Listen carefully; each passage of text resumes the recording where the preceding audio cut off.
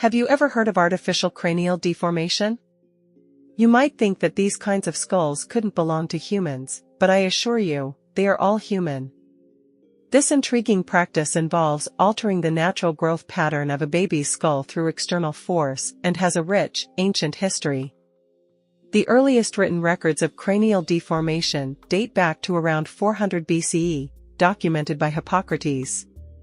He described a group known as the macrocephali, or longheads, who were named for their practice of cranial modification. Archaeological evidence and ethnographic studies have shown that skull deformation was practiced in both the ancient world and more recent centuries across all continents. For instance, in Eurasia, some researchers believe that the skulls of Neanderthals numbered 1 and 5 in Shanidar Cave were intentionally deformed. This custom was introduced to Bactria and Sogdiana by the Uezi, a tribe that established the Kushan Empire. In a 7th century mural at Panjikent, Sogdia, the legendary Iranian king Rostam is depicted with an elongated skull, similar to the Alkan Huns. In Europe, the practice of binding babies' heads persisted into the 20th century, particularly in France, as well as in parts of Western Russia, the Caucasus, and among the Sami people in Scandinavia. Across the Americas, the Maya, Inca, and certain North American tribes engaged in cranial deformation. Some researchers suggest that this tradition in the Americas may date back 10,000 years. The Maya, in particular, have well-documented methods for shaping a child's head. In Oceania and Australia, there are deformed skulls estimated to be around 13,000 years old. The practice was also observed among the Mangbetu tribe in eastern Uganda, and even among the Hawaiian people.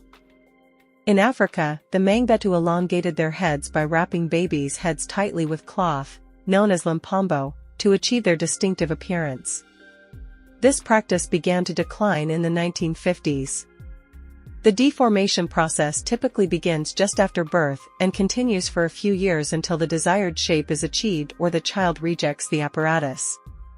Various methods, such as binding with cloth or using wooden boards, were employed to shape the skull.